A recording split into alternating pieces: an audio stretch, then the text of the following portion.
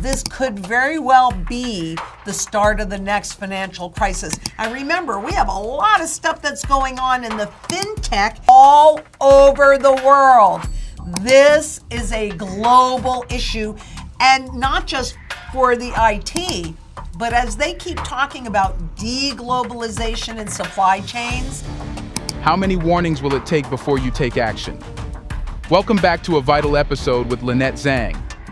Today, Lynette confronts the pressing issue of global financial instability and the concentration of power in a few mega corporations and banks. From the Microsoft tech collapse to the gobbling up of smaller banks by larger ones, the signs are everywhere. As we witness these seismic shifts, it's crucial to have your own strategy in place. Don't wait for the next crisis. Because my biggest question for everybody out there is, will you heed this warning? How many times do you need these warnings before you actually do something about it? It is absolutely time to have your own strategy in place, because this meltdown really impacted the world. And guess what? It's not over yet. Global IT outage highlights world's reliance on small number of tech companies. But it's not just a small number of tech companies. What we've been watching over this period of time are larger corporations, larger banks gobbling up smaller ones, so that you have fewer and fewer. You have concentration of power and control in just a few places. And I know that everybody's so excited about the technology, but the reality is, but what happened? Okay, well, CrowdStrike crash forces manual reboot of all affected computers. But what it did was CrowdStrike and Microsoft were married so that the system was is spreading through corporations and then to the public.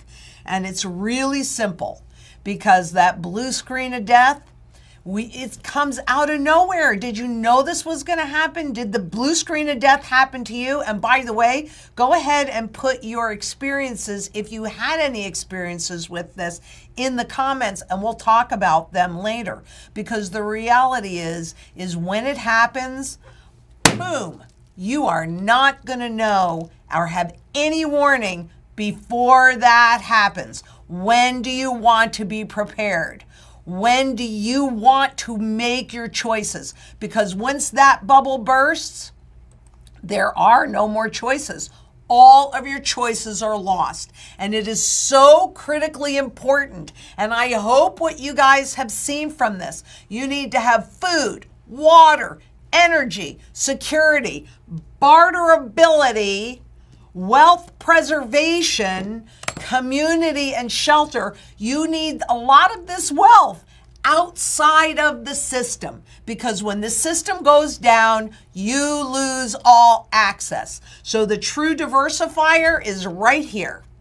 So you have intangible assets. If that's where your level of comfort is, rock and roll hoochie coo. I can't tell you what to do. I can tell you what I'm doing for myself. And as an ex-banker and as an ex-stockbroker, I don't own any of that garbage. I do have some cash, because that's still our tool of barter at this point. But this is where I put my money. Sound money. Money that they cannot inflate away, that avoids geopolitical risk. So let's just move on with what's going on, because this could very well be the start of the next financial crisis. And remember, we have a lot of stuff that's going on in the fintech, intangible banking area that we don't even know. There's still so many things that the end game is not here yet. Yes, I think this could be a precursor. Banks, airlines, television networks, and health systems around the world that rely on Microsoft 365 apps were hit by widespread outages. Well, yeah. And if that happened to you, how does that impact you? In its last earnings report, CrowdStrike declared a total of nearly 24,000 customers. And that's an indication not just of the size of the issue, but also the difficulties that could involve in fixing it. each of these customers is a huge organization in itself. So the number of individuals' computers affected is hard to estimate, but they did kind of do that. What is that number? Well, Microsoft says currently estimate CrowdStrike's updates affected 8.5 million Windows devices. And they all have to be rebooted manually. How long is this going to take? I have no idea. But it isn't just those 24,000 customers, which are huge organizations. It's all of the public and the individuals that they serve.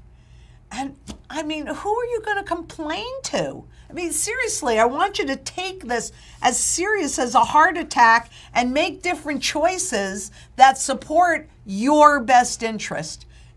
I can't say it often enough. It is so critical. That's why local community is so important, because local community can ensure that you have security in all of those areas.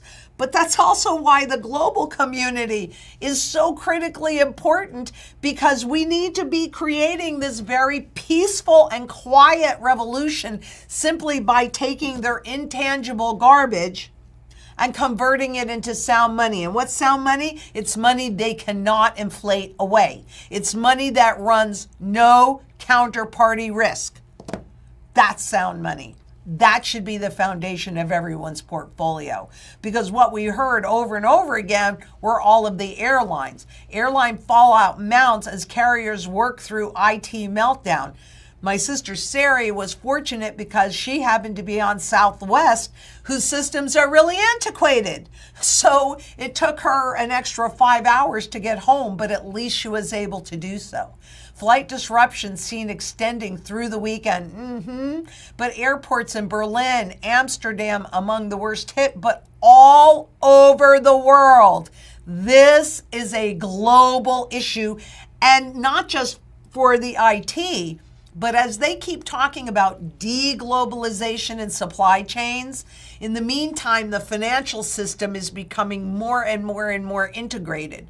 Ultimately, what they want is one currency, but they'll let it translate into local currency so you don't realize that the control is just coming in one place. However, some of the world's biggest airlines, this is just an example of how many were canceled, how many flights were canceled, and how many flights were delayed. And this, again, is not over yet. But as of the 19th, nearly 4,300 flights were canceled worldwide due to that outage. Hospitals around the world were hobbled by massive tech outages. If you don't need a hospital, well, then maybe it didn't impact you. But procedures were canceled as digital crisis rips across globe. Doctors fear situation might be unsafe for some patients, and some blood centers race for solutions as outage complicates shipments. So you have to think, this is how it's impacting the individual. They couldn't get on a plane, and they couldn't get the medical care in many cases that they needed.